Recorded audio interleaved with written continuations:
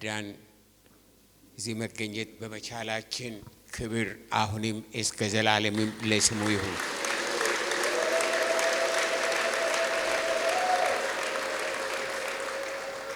እናንተ መሪዎች የእስራኤል አምላክ እግዚአብሔር ይባርካችሁ። እናንተን መዘምራን እግዚአብሔር ይባርካችሁ። እናንተ ምእመናን ከተለያየ ቦታ የመጣችሁ እግዚአብሔር ይባርካችሁ። ዛሬ እግዚአብሔር ከምሕረቱ የተነሳ ወደ መጨረሻ ዘመን እየመጣን ስለሆነ እያያያዘን ነው። ይሄ የመጨረሻ ዘመን ነው። እኔ ስላረጀው አይደለም፣ እናንተም ተዘጋጁ። ምክንያቱም ብዙዎቻችሁ ከኔ በፊት ትሄዱ ይሆናል አይታወቅም። ምክንያቱም በምንም አይነት ጌታ ኢየሱስ ወይም እኛ እንሄዳለን ወይም እሱ ይመጣል፣ በቅርብ ነው የሚሆነው። ክብር ለስሙ ይሁን። እግዚአብሔር ይመስገን፣ እግዚአብሔር ይመስገን። ወደ አንድነት እየመጣን ነው። እኔ ጌታን ያገኘሁት በመካነ ኢየሱስ እግዚአብሔር ወደ መንደራችን ባመጣው ወንጌል ሕይወቴ ተለወጠ። እንደገና ከ8 9 ዓመት በኋላ የሰማይ ብርሃን የሚባል ወጣቶች ሙቭመንት ተጀመረ። በዛ በመንፈስ ቅዱስ ተሞላው። ከዛን ጊዜ ጀምሮ መካነ ኢየሱስ ሰሚናሪ ገባው። ከዛ ያው በአውሮፓም የተማርኩት በሉተራን ቴዎሎጂ ካል ስኩል ነው። ወደ አሜሪካ ሄጄ በፕሬስቢቴሪያን ቴዎሎጂካል ስኩል ገባው። በኋላ ወደ መጨረሻ ሪሰርች ውስጥ ሲገባ በሪሰርች ወገኔ አንድ ነገር በመጽሐፍ ቅዱስ ውስጥ መካነ ኢየሱስ፣ መሰረተ ክርስቶስ፣ ሙሉ ወንጌል የሚባል ነገር የለም። እንደዚህ አይነት ነገር እኛ የፈጠርነው ነው።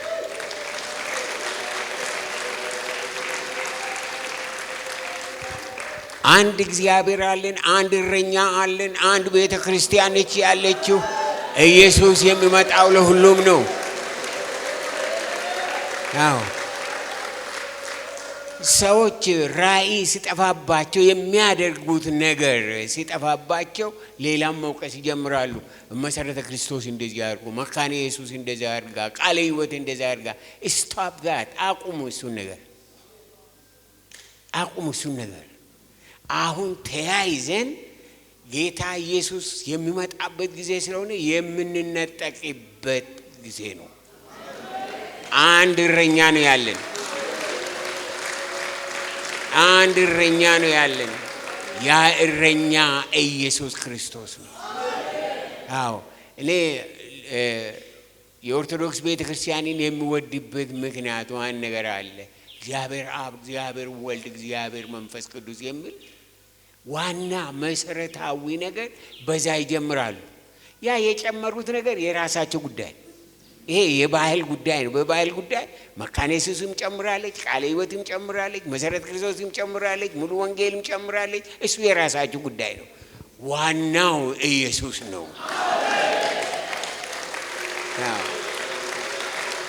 በእግዚአብሔር ስም እና ስለዚህ እግዚአብሔር ይሄንን ዘመን ስላመጣ ለዘላለም እስከ ዘላለም ስሙ የተባረከ ይሁን።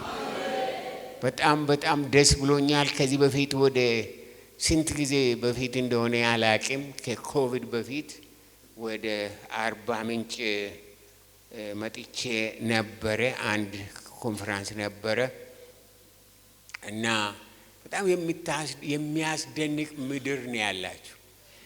እግዚአብሔር እንደ ምድራችሁ ልባችሁን የሚያስደንቅ ያድርግ። አዎ እንዴት ለም እንዴት ደስ የሚያሰኝ ወጣ ብላችሁ ስታዩ በጣም ደስ የሚያሰኝ ምድር ላይ ያላችሁ። ስለዚህ እግዚአብሔር በኑሮ በአምልኮ በእምነት በሕይወት ያሳምራችሁ። እግዚአብሔር ይባርካችሁ። በጣም በጣም ደስ ብሎኛል። እግዚአብሔር ይባርካችሁ። እዛ እንደቆማችሁ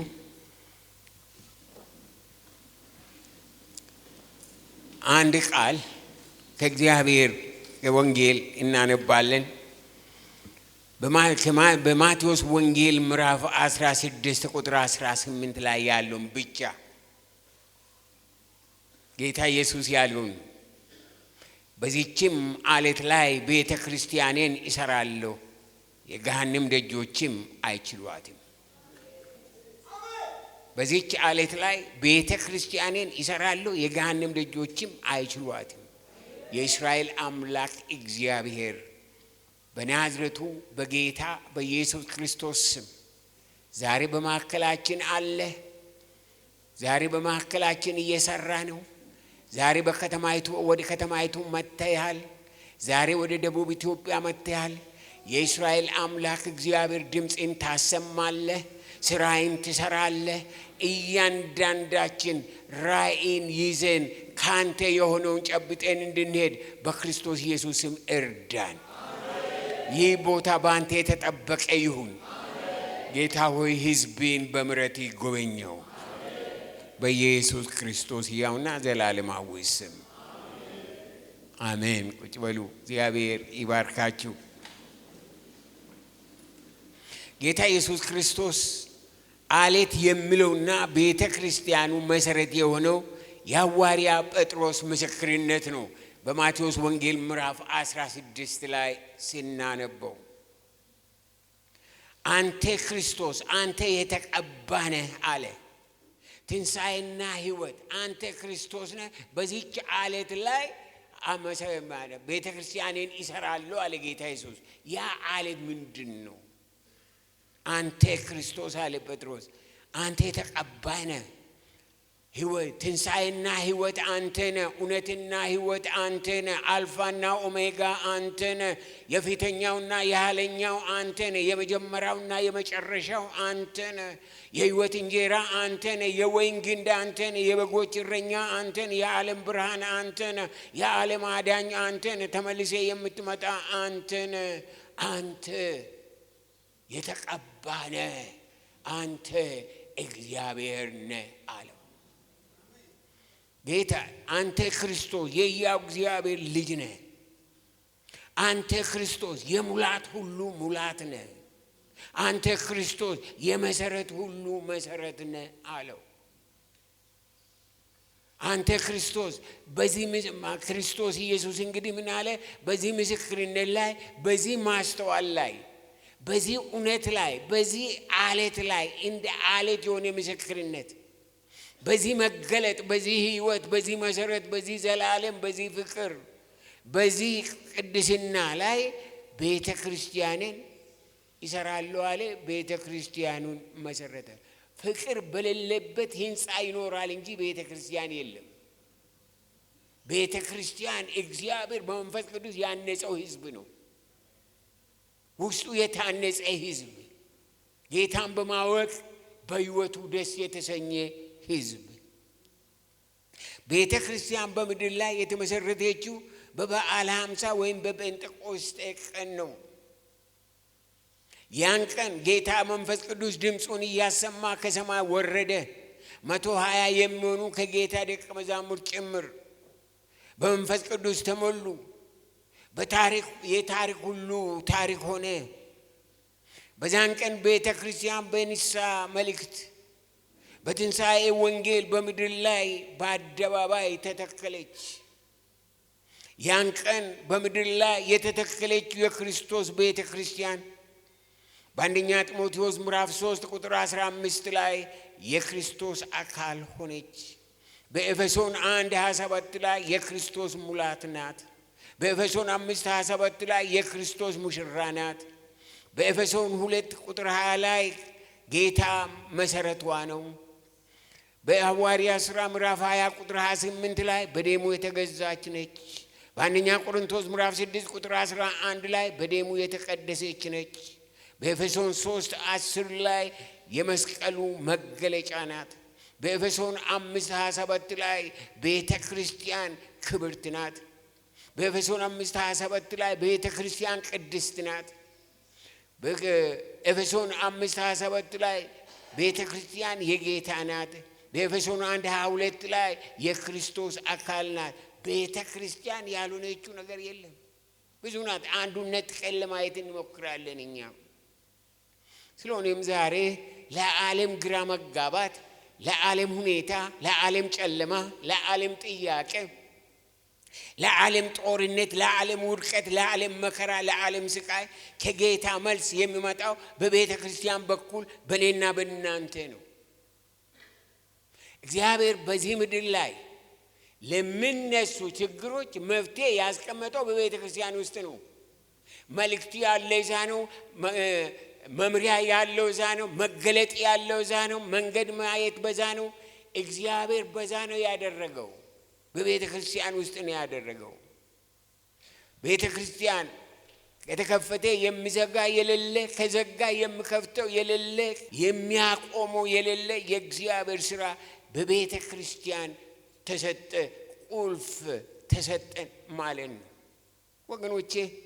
ዛሬ ለህብረተሰብ ጥያቄ፣ ለሰላም ጥያቄ፣ ለእርቅ ጥያቄ፣ ለብሔር ጥያቄ፣ ለአገር ጥያቄ ቤተ ክርስቲያን መልስ ከሌላት እጅግ የሚያሳፍር ነው።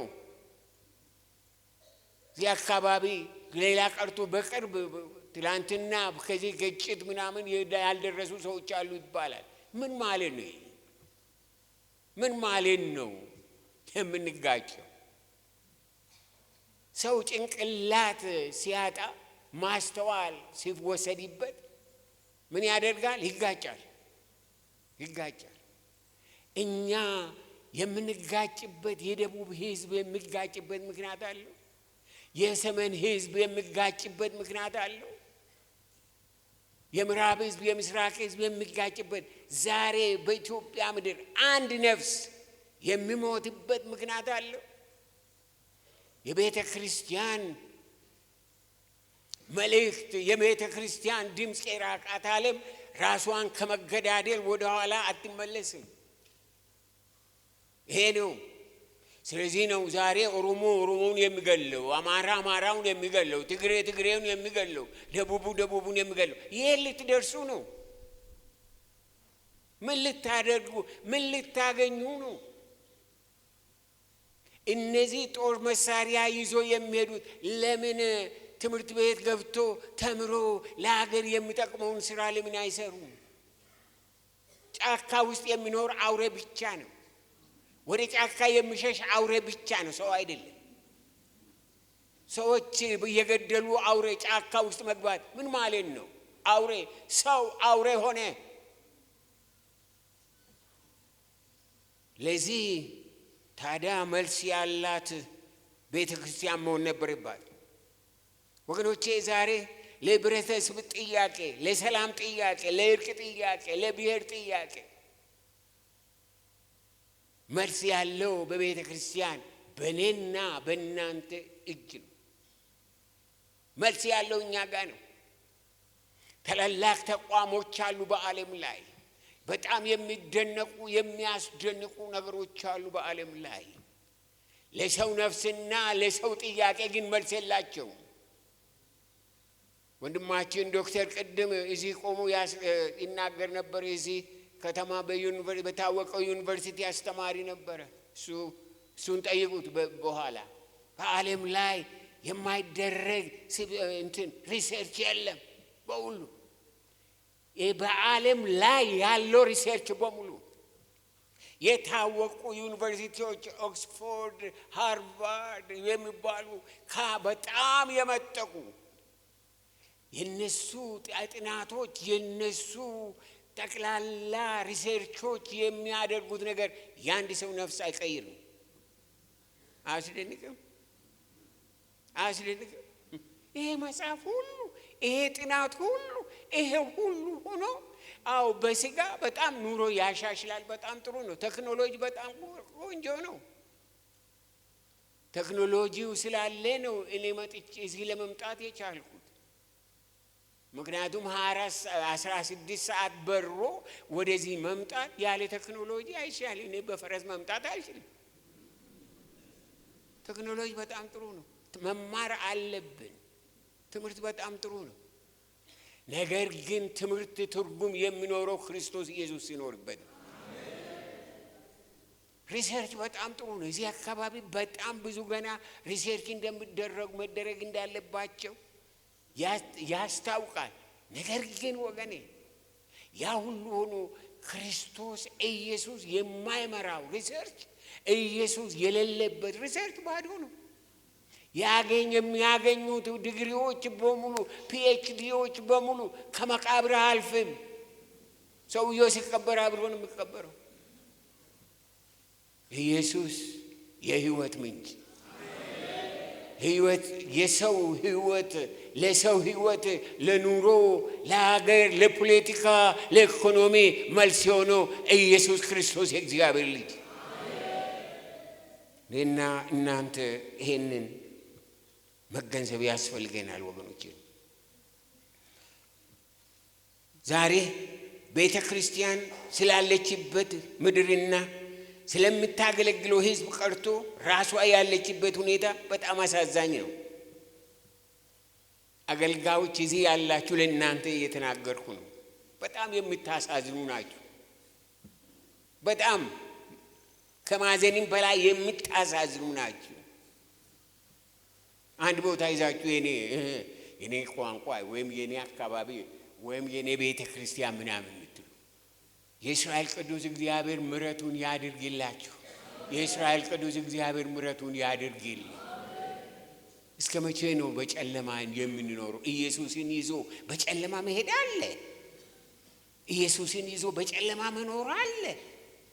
ኢየሱስን ይዞ በጨለማ ማገልገል አለ። አገልግሎት ይባላል። የእስራኤል አምላክ እግዚአብሔር ይርዳን። ወገኖቼ ተጣልተን የሚያስታርቀን ሲጠፋ፣ ተለያይተን የሚያግባባን ሲጠፋ፣ አዝነን የሚያጽናናን ሲጠፋ፣ ጠፍተን ፈላጊ ሲጠፋ ምን ይባላል? ምን ይባላል ነው የሚላችሁ? ራሳችሁን ጠይቁ።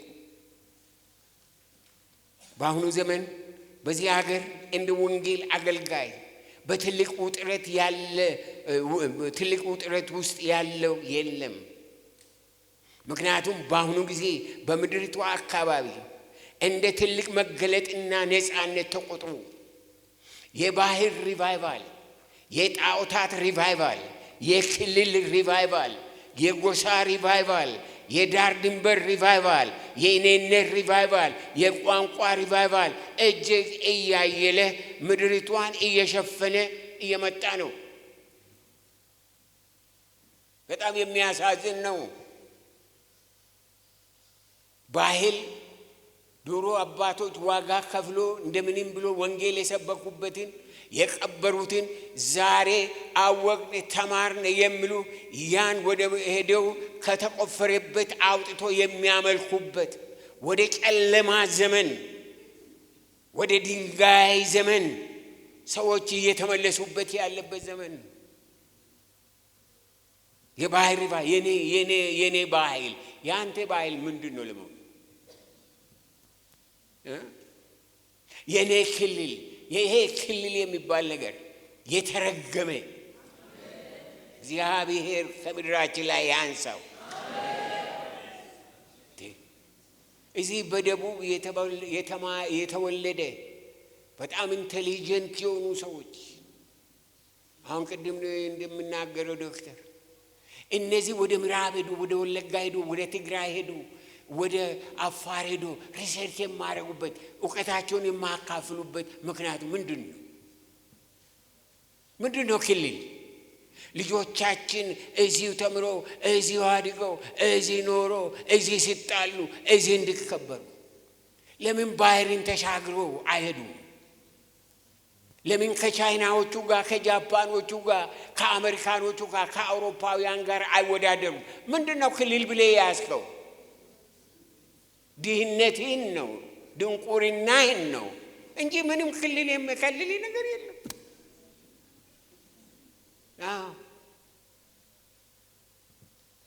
ወገኖቼ ጌታ ኢየሱስ እኔና እናንተን በምድር ላይ ያስቀመጠው ለምክንያት ነው። ከዛም የተነሳ ዛሬ ወንጌላችን ጎሳ ተኮር፣ ጉባኤያችን ጎሳ ተኮር፣ ህብረታችን ጎሳ ተኮር፣ ስብከታችን ጎሳ ተኮር፣ ጸሎታችን ጎሳ ተኮር፣ ራእያችን ጎሳ ተኮር ሆኗል ቢባል ከእውነት የራቀ አይደለም። የኔን ጎሳ ያስደስት ይሆን የኔን እንትን ያደርግ ይሆን እየተባለ ከዛ አንጻር ነው ስብከት የሚሰበከው። እንደዚህ አይነት ወንጌል የለም። ወይም ራሳችሁን ስጡ ወይም ትታችሁ ሂዱ እንጂ እንደዚህ አይነት ነገር የለም። ጎሳ ተኮር ወንጌል የለም። ወንጌል ዓለም ተኮር ነው።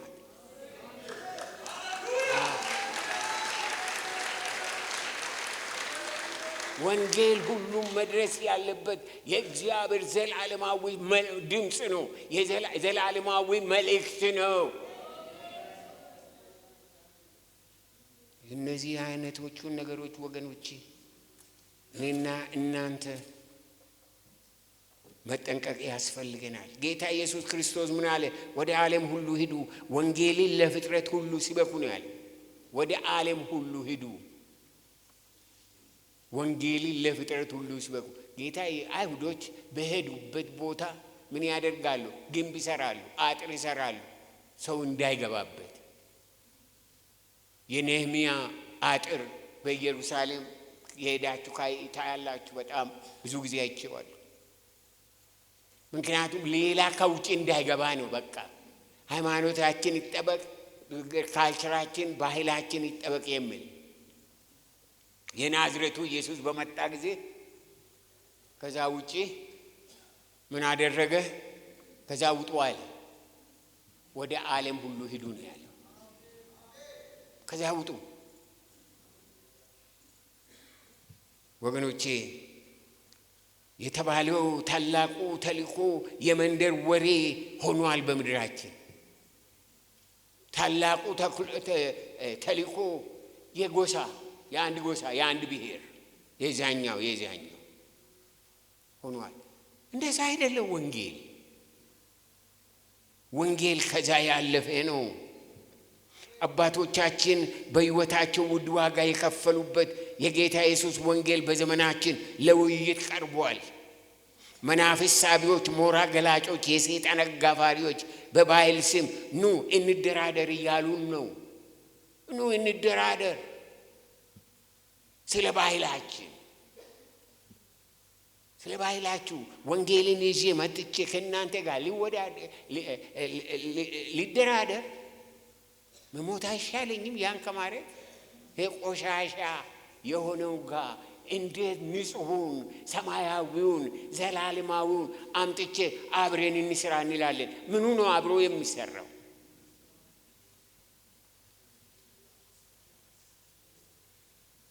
ሁላችሁ ምን ማለት እንደፈለኩ ታውቃላችሁ። አይሆን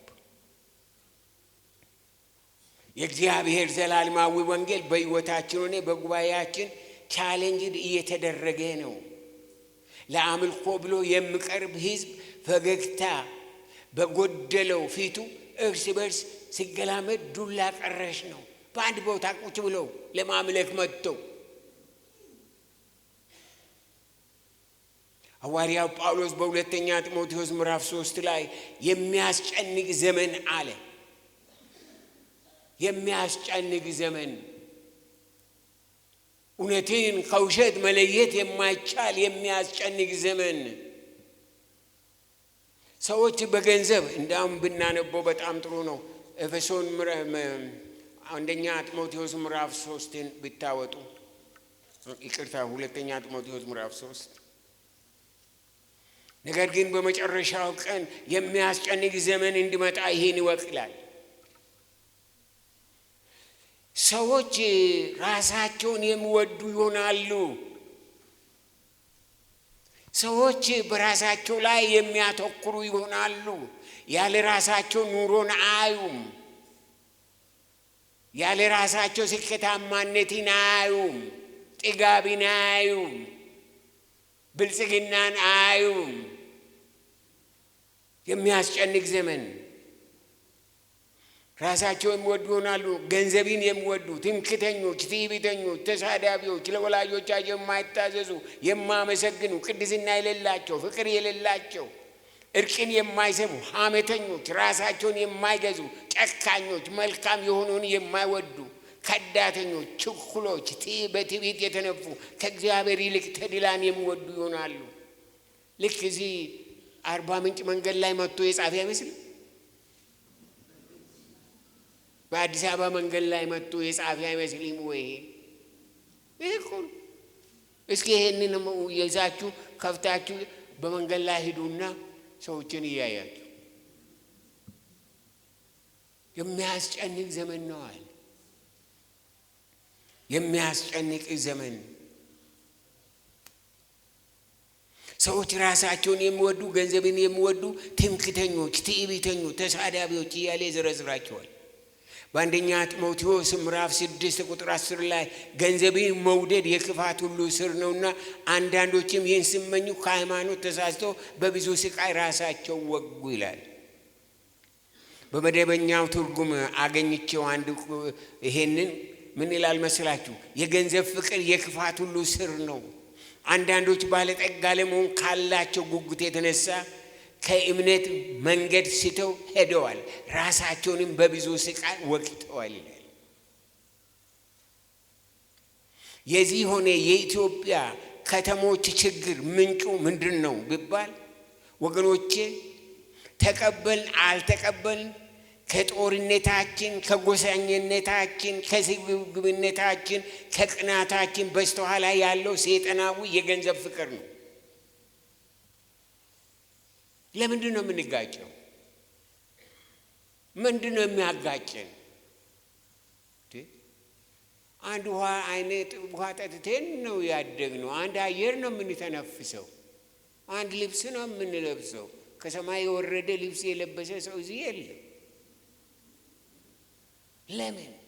ለምን ብለህ ጠይቅ። የእግዚአብሔር ሰው፣ የእግዚአብሔር ሴት ለምን ብለሽ ጠይቂ። ለምን?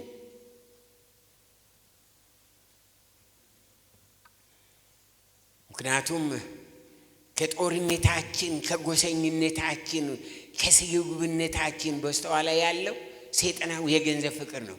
ከጥቂት ጊዜ ወገኖቼ በፊት ቀርቶ ዛሬ በዚህ አካባቢ የነበረው ብጥብጥ ምንድን ነው? የምን ብጥብጥ ነው? የገንዘብ ፍቅር፣ ራስን የመውደድ። ውድ የጌታ አገልጋዮች እውነቱን እንናገር ከተባለ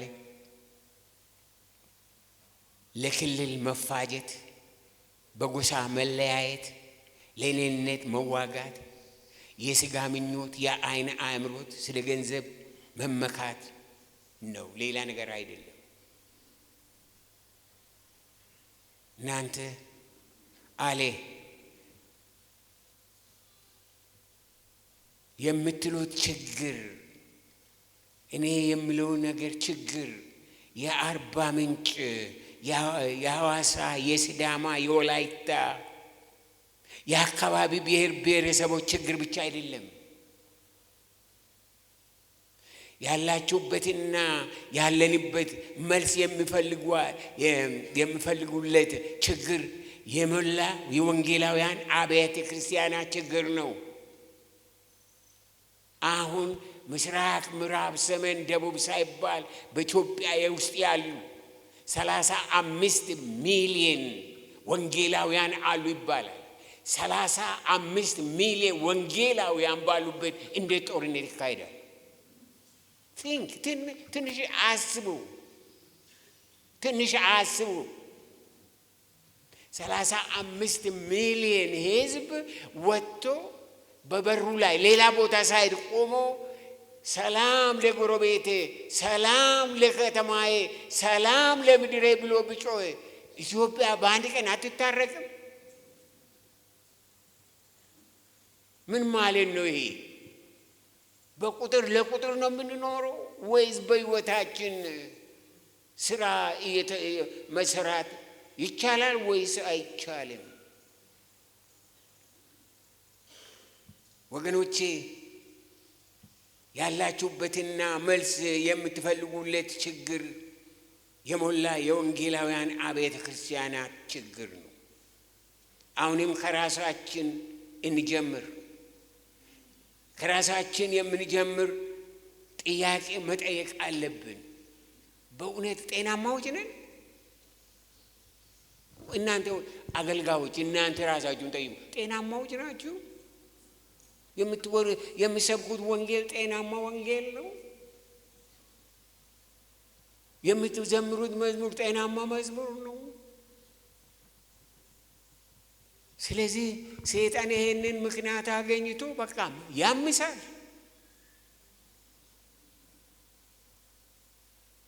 ቄስ ሳሙኤል ወደዚህ መጥቼ እንደዚህ ለማስተካከል እፈልጋለሁ ብሎ በመጣ ጊዜ በየጊዜው ይነግረኝ ይልክልኝ ነበር መልእክት። ብዙ ችግር ነበር። ወንጌላውያን ወንጌልን ይዘው በአንድ ላይ ወጥቶ አንድ ቁም ነገር መወሰን አለመቻል፣ ይሄ ምንድነው? ንስሐ ያስፈልጋል። ምንድነው ይሄ ወገኔ? እንዴት አይነት ውድቀት፣ እንዴት አይነት ስህተት ውስጥ ነው ያለ ነው። የክርስቶስ ኢየሱስ ወንጌል ከኛ ማለፍ ባይቻል ለምን እኛን አይቶ አለ ወደ ቤተ ክርስቲያን አይፈርስም? በቃ ወደዚህ ለምን አይመጣም? እነዚህ ባዶች ወንበሮች ምንድን ናቸው? አንድ ነገር እየነገሩን ነው። አንድ ስህተት እንዳለ ነው። ይሄ የአንድ ቤተ እምነት የአንድ ቤተ ክርስቲያን የዛኛው ስህተት አይደለም ብቻ አይደለም፣ የሁላችንም የከተማይቱ። ለምን ከተማይቱ ዛሬ እዚህ ይዘምራል፣ እዚህ ቦታ ይጸለያል ብሎ የከተማው ሕዝብ ተሰብስቦ ለምን ውጭው ውስጡ አልሞላም? ሕዝቡ ሞልቷል። አሁን እውነተኛውን ጥያቄ መጠየቅ አለብን። እንደ ከዚህ በፊቱ ላይ ሄደን አይቻልም፣ አይሆንም።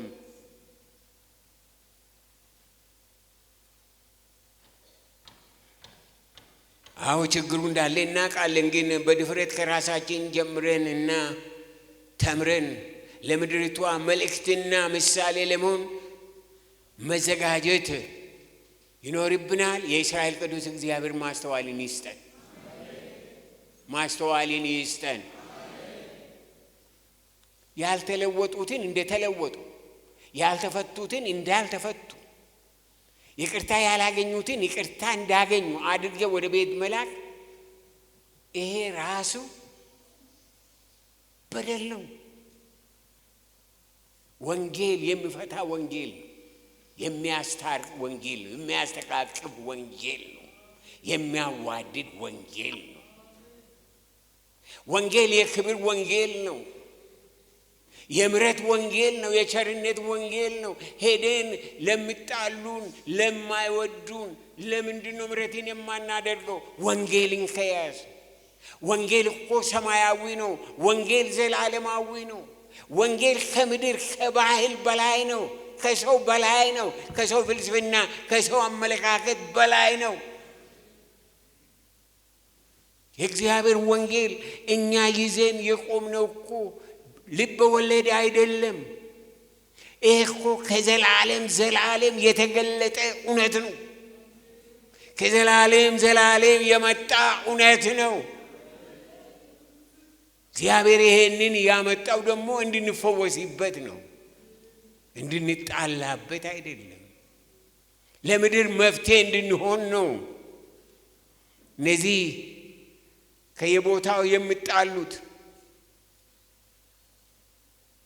ያለ ምክንያታቸው እኔ አንዳንድ ሰዎች ጠይቃለሁ፣ ምንድን ነው የምትፈልጉት? እነዚህ በጫካ ገብቶ የሚዋጉት ምን እየፈለጉ ነው ብዬ በምልበት ማንም መልስ የለም።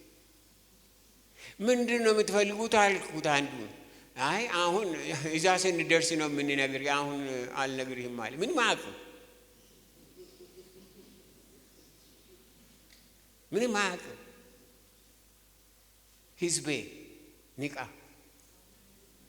ይሄ ወንጌል በናዝሬቱ በጌታ በኢየሱስ ክርስቶስ ስም ሕይወቴን አገልግሎቴን በናዝሬቱ በክርስቶስ ኢየሱስ ስም የተሟላ ያርገው። ይህ ወንጌል እግዚአብሔር ለኢትዮጵያ በእርግጥ በአሁኑ ዘመን እኔ በህይወቴ አያለሁ ብዬ ያላሰብኩትን እያየሁ ነው። እኔ ከስንት ዘመን በፊት ለሁለተኛ ደረጃ ትምህርት ቤት ወደ አዲስ አበባ በሚመጣበት ጊዜ ሲመጣ አንድ ህንጻ ብቻ ነበረ። አንድ ህንጻ፣ ትንሽ የትምህርት ሚኒስቴር ህንጻ ነበረ።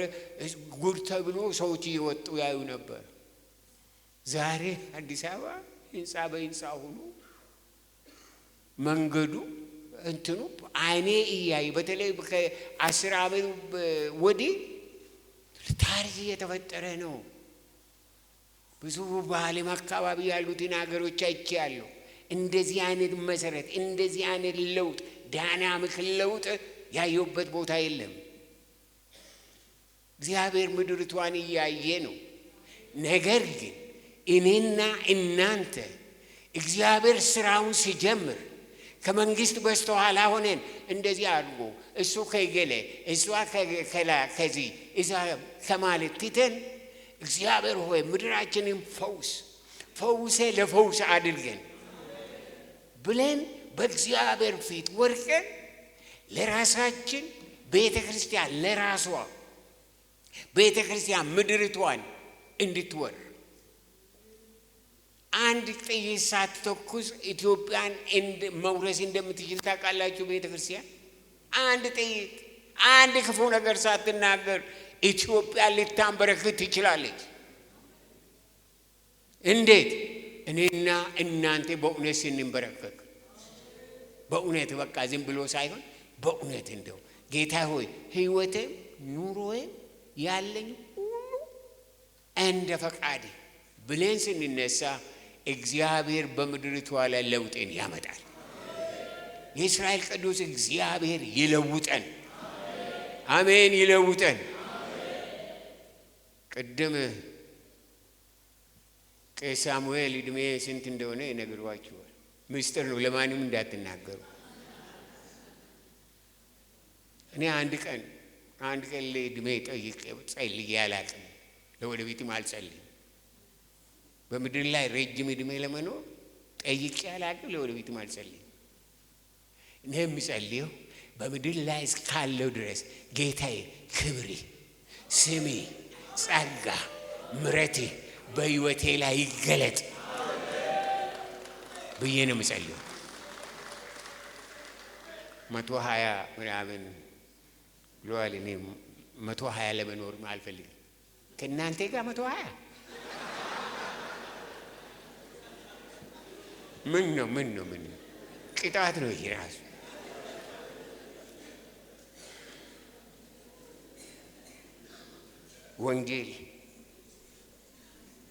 ወንጌል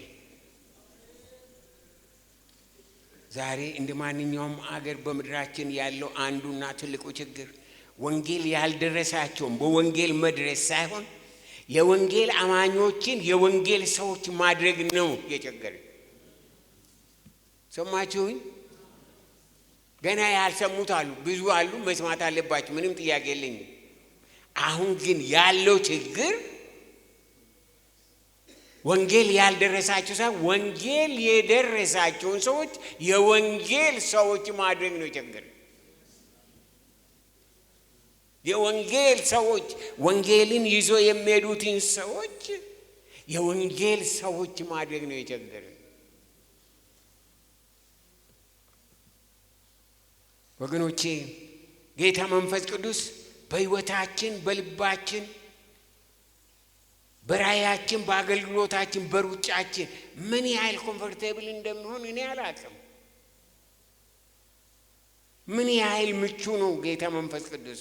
ምን ያህል ነው የኔንና የእናንተን ሕይወት በእኔና በእናንተ ሕይወት የሚደሰተው?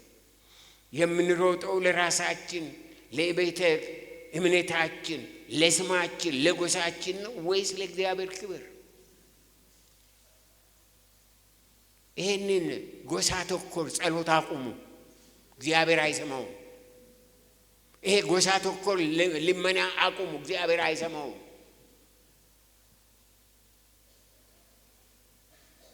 የምትጾሙ የምትጸልዩ ከሆነ እግዚአብሔር የምድርቷን ሁኔታ በሙሉ ሰውን ከዛ ወገን መጣ፣ ቅድስ 54 ትራይባል ማለት ጎሳ 54 ጎሳ ነው ያለው አለ። ምንድነው አማርኛው የተጠቀመው? ብሔረሰብ 50። ከዚህ በፊት በ2003 ዓመተ ምህረት በኢትዮጵያ ውስጥ ያሉ ብሔረሰብ ምን ያህል ነው ብለን የዩኒቨርሲቲ እንጠይቅ። ዛን ጊዜ እውነት ይሁን ውሸት አናቅም 156 ነው አሉ። እና ከ156 ምንድነው አንዳንዱ ይዋጣል። ምክንያቱም በሌላ በቋንቋ ይዋጣል፣ በባህል ይዋጣል፣ በምናምን ከዛ በኋላ እየቀነሰ ነው የሚሄደው። አሁን እዚህ 54 የምትሉት ከአንድ 50 ዓመት በኋላ ከመጣችሁ ምናልባት ወደ 40 ይሆናል። ምክንያቱም ቋንቋቸው ይዋጣል፣ ባህላቸው ይዋጣል፣ ከሌሎቹ ጋር ይዋሃዳሉ። ከእንግዲህ ብሔር አይባሉ እና አሁን እኛ ወገኔ ስንት ብሔር? በእግዚአብሔር አይን አንድ ብሔር ብቻ ነው ያለው፣ እሱም የክርስቶስ ኢየሱስ ብሔር ነው።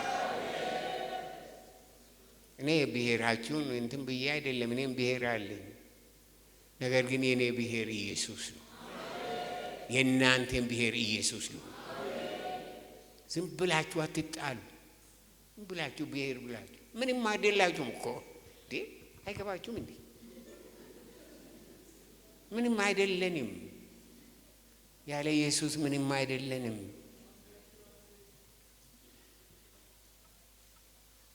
አንዱና ትልቁ ችግር ወቄረጅ በወንጌል ምድሪቷን መድረስ ሳይሆን የወንጌል ሰዎችን የወንጌል ያገኙትን የወንጌል ሰዎች ማድረግ ነው የቸገረን። ጌታ መንፈስ ቅዱስ በሕይወታችን በልባችን በራያችን ምን ያህል ለመስራት ይፈልጋል? ዛሬ ለምንሮጠው ሩጫ ለምንድን ነው?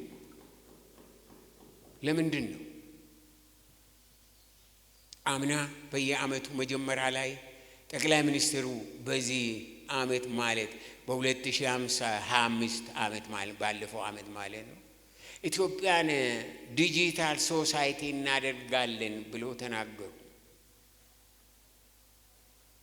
ኢትዮጵያን ዲጂታል ሶሳይቲ እናደርጋለን።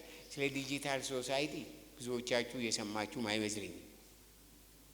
ነገር ግን ዲጂታል ሶሳይቲ በአሁኑ ጊዜ በሁሉ ነገር ዲጂታል እየሆነ ነው ያለው። በባንክ በተለያየ መንገድ እኔ ትምህርት ቤት ሄዳችሁ ስለ ዲጂታል ሶሳይቲ እንድትማሩ አይደለም የምፈልገው። ብትማሩ ጥሩ ነው፣ ተማሩ።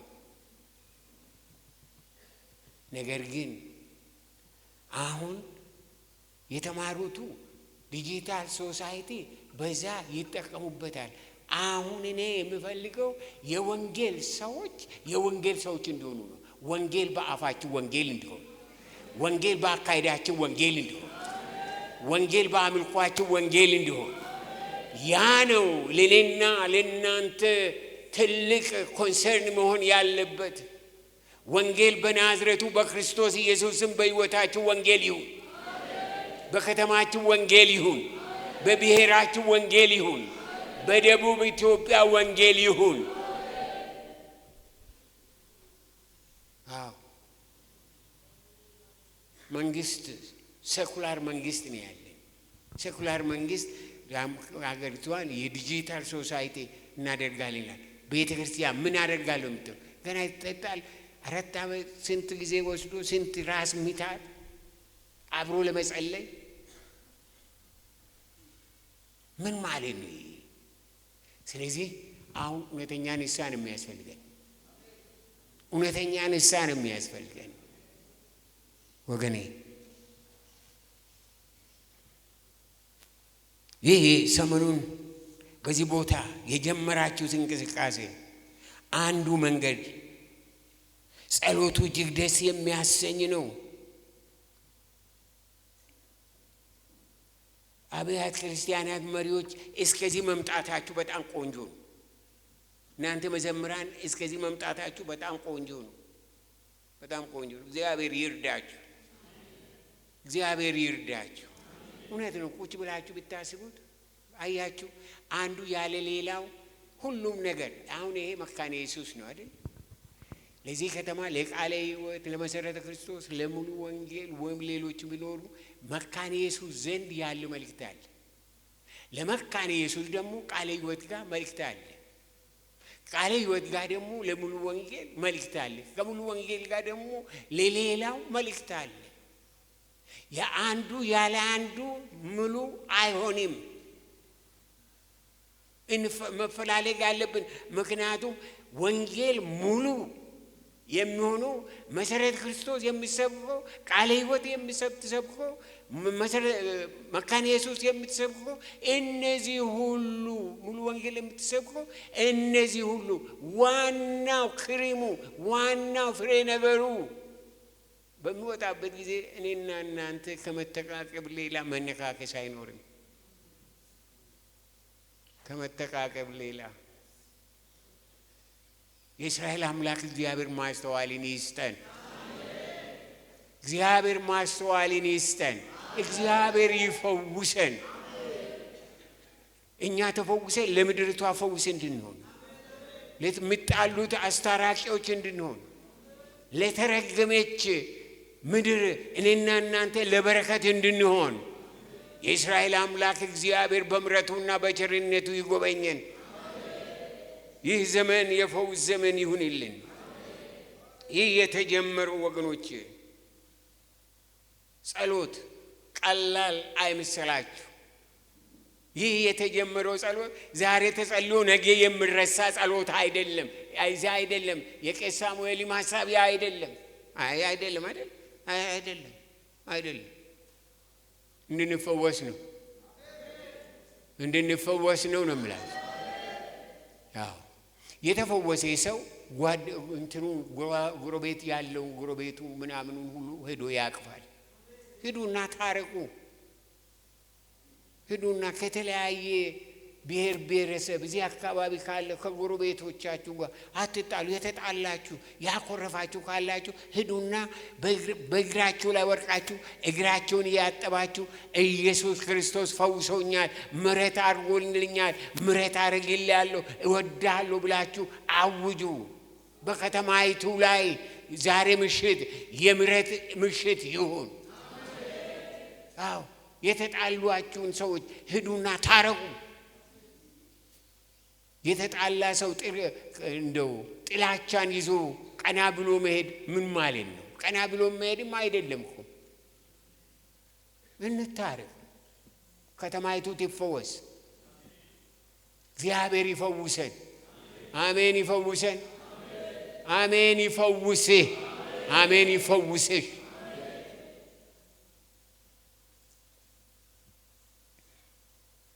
በየዘመናቱ የሰራዊት ጌታ እግዚአብሔር ሕዝቡን ለመመለስ፣ ሕዝቡን ለመማር፣ ለመፍታት፣ ለማዳን ቃሉን ይልክላችኋል። የእግዚአብሔር ቃል የምሕረት ቃል ነው። የምሕረት ቃል ነው። የግብዣ ቃል ነው።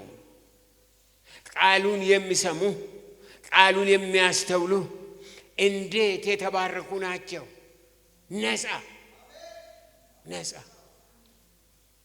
ነፃነት እያለ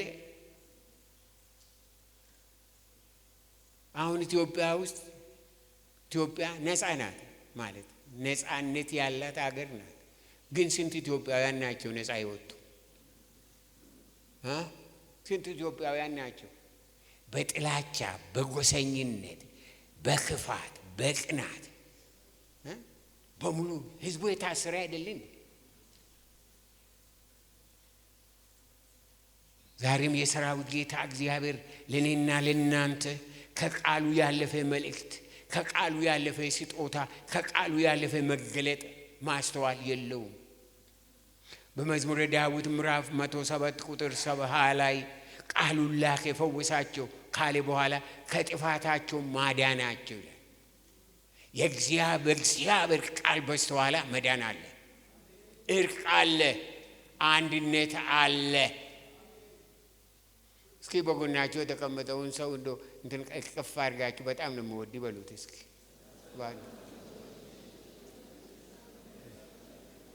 እጅ ያላችሁ በሙሉ ቀፉ ነው ያልኳችሁ። እግዚአብሔር ይህንን እውነት ያርግልን። አሜን ያርግልን። አሁን እዚህ ያለው ህዝብ በሙሉ ከዚህ ሲወጣ በመንገድ ላይ የሚሄዱትን በሙሉ በጣም ወድሃለሁ ቢል ምን ይሆናል? ይጠላሃል አላላችሁ? ድንጋይ ወሩ ይዞ አይወሩ እንትና አይላችሁ? ምንድነው ያልከው? አዎ እወድሃለሁ፣ እግዚአብሔር ስለወደደኝ እወድሃለሁ፣ አለቀ።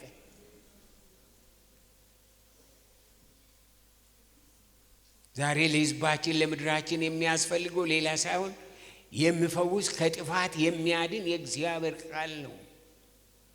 በሉቃስ ወንጌል ምዕራፍ 3 ቁጥር 2 ላይ የእግዚአብሔር ቃል ወደ ዘካርያስ ልጅ ወደ ዮሐንስ በምድረ በዳ መጣ ይላል።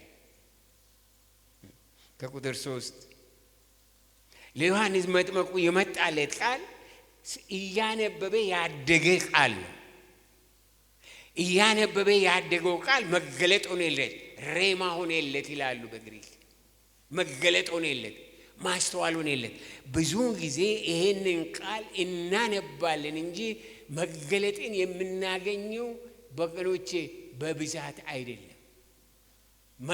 ይሄ የምናነበው በሙሉ በመገለጥ ቢገባብን እኔና እናንተ በሙሉ ልዩ የእግዚአብሔር አገልጋዮች እንሆናለን። ወንጌልን ይዘን የምንጣላው መገለጡ ስለሌለን፣ ወንጌል ስለማናነባ አይደለም። ዮሐንስ መጥምቁ ያነበበው ቃል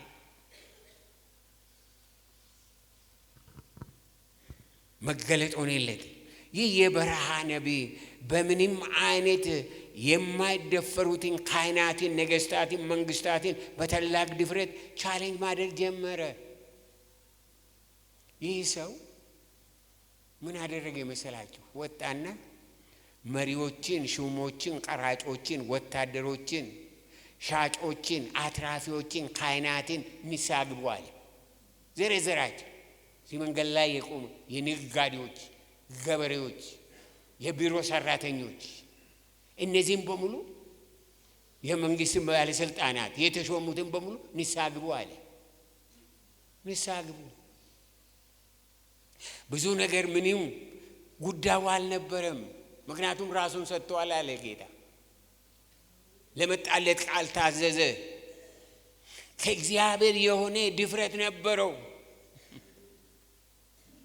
ድፍረት ነበረው። ለምን መሰላችሁ? በሰው አልተላከ፣ ኮሚቴ አይጠራበት፣ ደመወዙ አይቆረጥ፣ ሽማግሌዎች አይገስጹት፣ ቤት የሚለው ነገር የለውም፣ ከስራ አባርሩት፣ የገቢ ጉዳይ አያሳስበውም፣ እገሌ ምን ይለኛል አይልም፣ የወሬ ጓደኛ የለውም፣ ጎረቤት አኮርፈው። ግድ አልነበረው። ምን ግድ አልነበረው? እውነቱን ተናግሮ ሌባን ሌባ ብሎ ቀራጮችን ሌቦች ናቸው እያለ ፈሪሳውያንን እናንተ አታላዮች ናቸው እያለ ንስሐ ግቡ እያለ ነው። የእስራኤል ቅዱስ እግዚአብሔር እንደዚህ አይነቱን አገልጋዮች በማዕከላችን ያስነሳ። ከጎረቤቱ ጋር ተነጋግሮ ተማክሮ የሚመጣ ከብሔሩ ጋር ከብሔሩ አንጻር ከምናገር የእስራኤል ቅዱስ እግዚአብሔር በክርስቶስ ኢየሱስም ያድነን። ይህ ሰው በቃ ምንም የሚያሳስበው ነገር አልነበረም። ምክንያቱም ገቢ የሚሰጠው አለ። ዛሬ አገልጋዮች በጣም ብዙ ችግር ላይ ናቸው። ምክንያቱም ደሞዝ አለ፣ በእነሱ ላይ የሚወስኑ ሽማግሌዎች አሉ። እግዚአብሔር ይቅር ይበላቸው። ከዛ በኋላ የተለያዩ ነገሮች አሉ። የወሬ ጓደኛ አለ። እንደዚህ ተብለሃል እኮ እንዲህ ብትል እኮ ይሄ ከባድ ነው አትበል።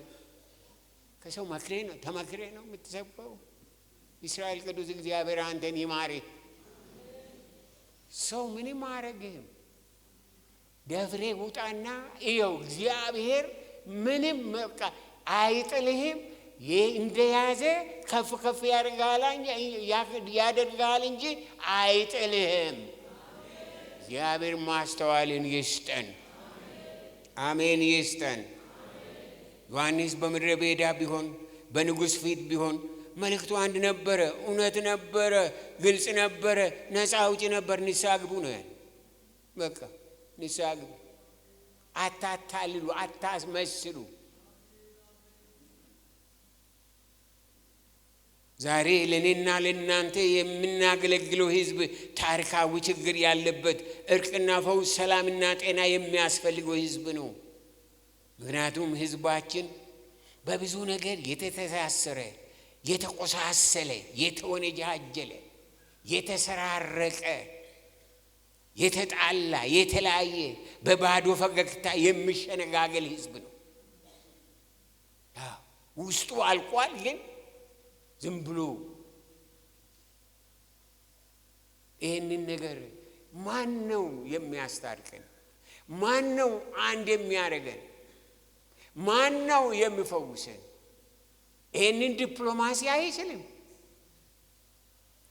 የአፍሪካ አንድነት ስለ ሰሜኑ ኢትዮጵያ ብዙ ስራ ሰራ። በጣም ነው እግዚአብሔርን የምናመሰግነው። ምንድነው እንዳይተኳኮሱ ብሎ ለጊዜው እንትን አደረገ።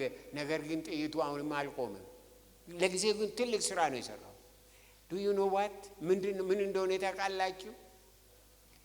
ጥይቱ ቀረ እንጂ የሰዎቹ ውስጣዊ የደማ ውስጣቸው አልተፈወሰም። እግዚአብሔር ሲሰራ ከውስጥ ፈውስ ነው፣ እየፈወሰ ነው የሚመራው። የእስራኤል ቅዱስ እግዚአብሔር ፈውሱን ያምጣው። እግዚአብሔር ያስበን፣ እግዚአብሔር ይመልከተን። የእግዚአብሔር ቃል ወገኖቼ እንድንፈወስ ወደሱ እንድንመጣ በእውነት እንድንቀርብ ነው። በእውነት እንድንቀርብ እግዚአብሔር ይችን ከተማ ይህንን ህብረተሰብ 54 ብሔር ብሔረሰቦች ያሉባት የሚኖሩባትን እግዚአብሔር ምድርቷን ይቀድስ። ይህንን የሚያጣላውን አጋንንታዊ አሰራር፣ አጋንንታዊ አመራር፣ አጋንንታዊ ስልጣን በናዝሬቱ በጌታ በኢየሱስ ክርስቶስም ከዚች ከተማ ላይ ከዚች ምድር ላይ ያንሳው።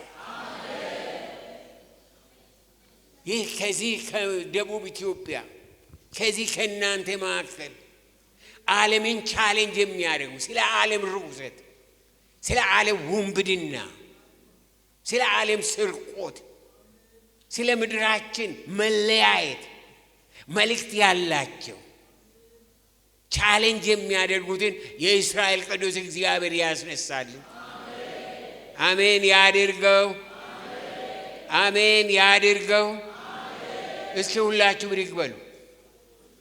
እጆቻችሁ ወደ ላይ አንሱ።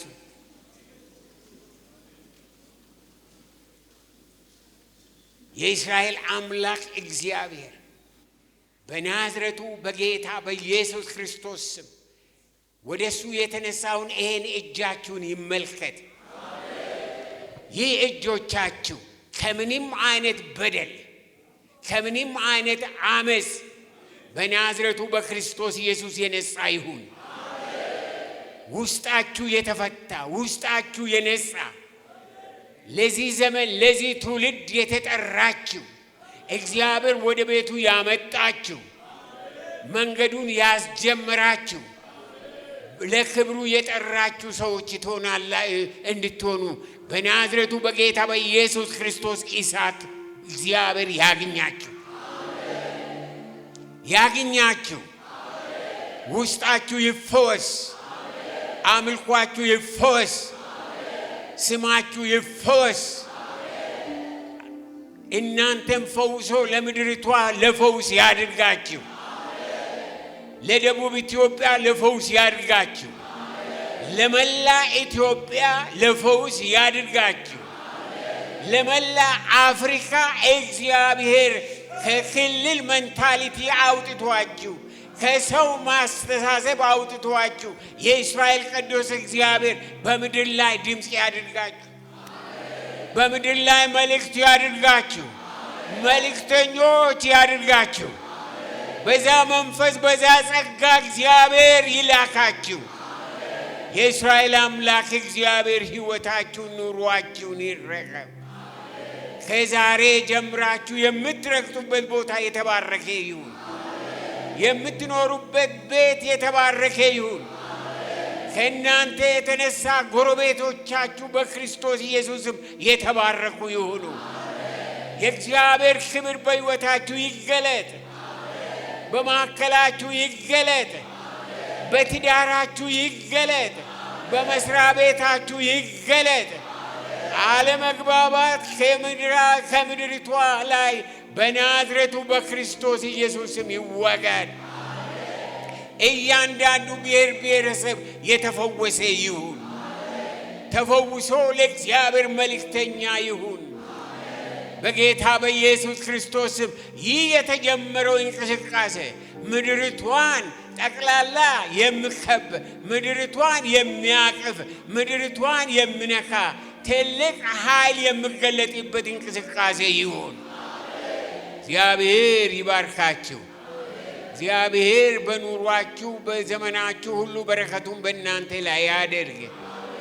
በክርስቶስ ኢየሱስም በውስጣችሁ በሕሊናችሁ ያለው ማንኛውም ኃጢአት በጌታ በኢየሱስ ክርስቶስ ስም ከላችሁ ላይ ዛሬ ይወገድ።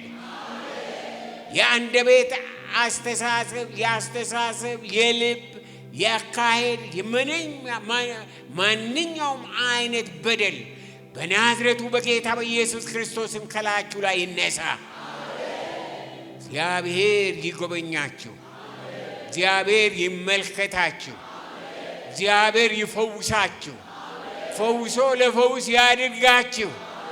ታሪካችሁ ከዛሬ ጀምሮ፣ ስማችሁ ከዛሬ ጀምሮ በእግዚአብሔር ስም ይለወጥ። የተለወጠ ሕዝብ፣ የተለወጠ ማህበር፣ የተለወጠ ጌታ እግዚአብሔር የእግዚአብሔር ሕዝብ ያድርጋችሁ። እግዚአብሔር ለውጡን በእናንተ ላይ ያብዛ። እናንተን እግዚአብሔር ያብዛችሁ። እግዚአብሔር ይጠቀምባችሁ። በእግዚአብሔር አብ፣ በእግዚአብሔር ወልድ፣ በእግዚአብሔር መንፈስ ቅዱስ አንድ አምላክ አሜን።